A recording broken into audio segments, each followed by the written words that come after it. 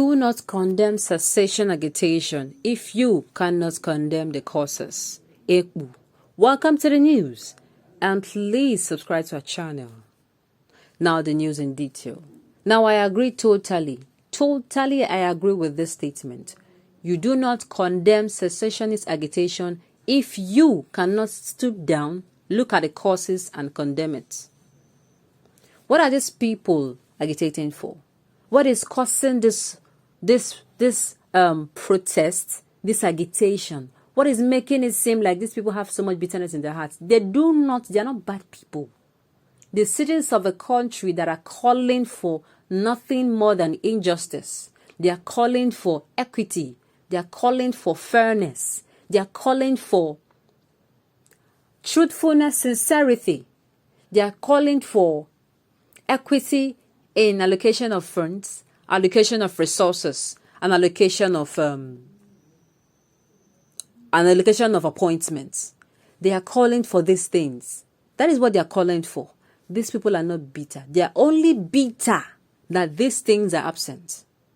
Instead of this justice, fairness, and equity, what we see now in our present Nigeria today is tribalism, is ethnicism, is nepotism, is favoritism, really bringing religion. He is my person, she's my person, so I'm going to put her in there, even though she has no clue about that office. That is what we see today.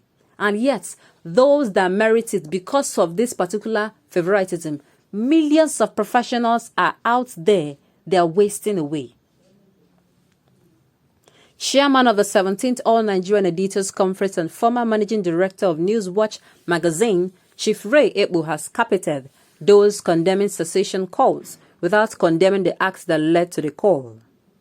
Ekbu's position came on Thursday, the same day the federal government arraigned the leader of the indigenous people of Biafra, IPOB, Mazi Nnamdi Kanu, for agitating for the Republic of Biafra.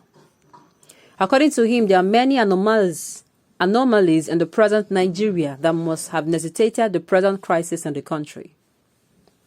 In his remarks at the conference with the theme, Media in Terms of Crisis, Resolving Conflicts, Achieving Consensus, he articulated the present problems to include authoritarianism, the loss of trust in government due to the system, the huge corruption, the reckless carpet crossing, the leadership failure, and the lack of respect for diversity and inclusivity. He said, people feel sufficiently frustrated to call for separation. These have conspired together to create a situation where some condemn separation, as I do. You must also condemn what gave birth to it. Injustice, unfairness, lack of equity, parochialism, and prebendalism.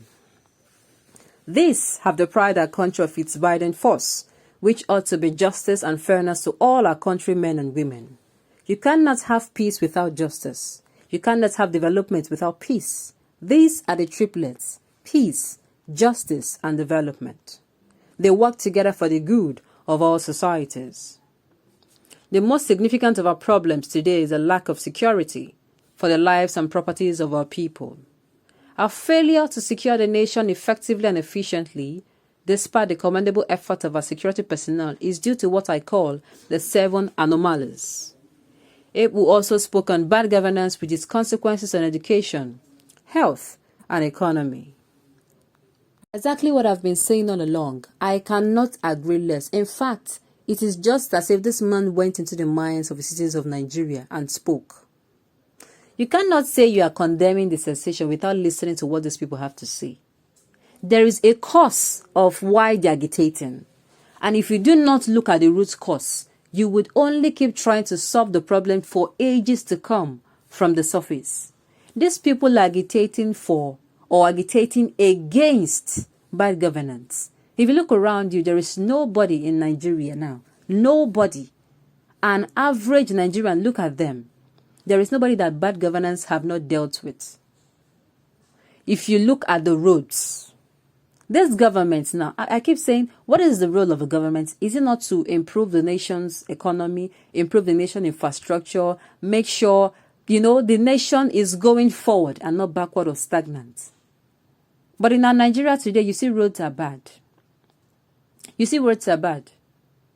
the commercial drivers or the commercial means of transportation, they complain. The road users, those with cars, complain. You go out and you come in with there is always something that has gotten spoiled or is about to get spoiled because the road is bad. Now that is one issue of bad governance. And then, all these things keeps happening. And somebody will come out and say, oh, we should start taxing those that drive buses, commercial drivers, and those that sell wares. Because why? They make a lot of money. And I keep asking myself, how somebody that is very learned will make such very irrational statements. You are asking them to tax them. And I'm going to come and turn and ask you, the tax that is being removed from the working population, if you're a worker in Nigeria, before the money is paid to you, they have removed the tax. That one is mandatory. What has the government been doing with those particular ones? They should point at a particular state where there is complete good roads. The tax is being paid, yet the people do not have 24 hours electricity. These people resort to buying generators, buying solar system, buying fuel and making sure or gasoline for the generators so that they can have the same thing that they pay tax for. They are providing for themselves. So what is the motivation for these things to happen? This is all these things they're agitating against. And they come and they say pay tax. And you say when it comes to healthcare now, people they do not, for reasons of the general hospitals or the federal hospitals or the government hospitals in the nation has no adequate facilities. You see people dying in their dozens, in their hundreds on a daily basis because of lack of adequate medical facilities in the hospitals. And then these people they now turn to private hospital. I spend my money, I get myself treated. I'm telling you that we are in the 21st century and some local governments in Nigeria do not know what is called electricity, do not know what is called pipe bomb water. People provide this thing for themselves. And I keep asking myself, what is now going to be the motivation for me to pay my tax? It is not that yet, it is a civil duty. What is the government duty to the citizens? This is what these people are agitating about. They're not agitating for gold. They're not agitating for silver. They're not agitating for diamond. They're agitating for good governance, for justice, for fairness. Let all regions be treated the same way. Whatever that is good for this region should be good for others as well.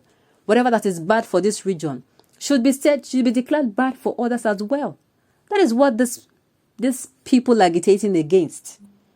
And of course, the government knows about this, but has refused to call those people together. You have refused to hear these people out. You do not want to listen to what they have to say. Instead, the government chooses the way of coercion.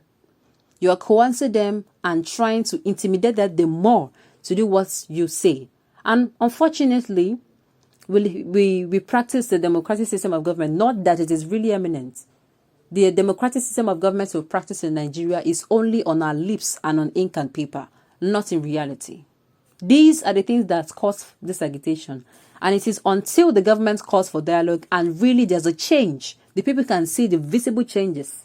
That is when this agitation will ease up. On this note, we have come to the end of the news. We say thank you for tuning in to listen until I come your way next time. Enjoy the rest of your day.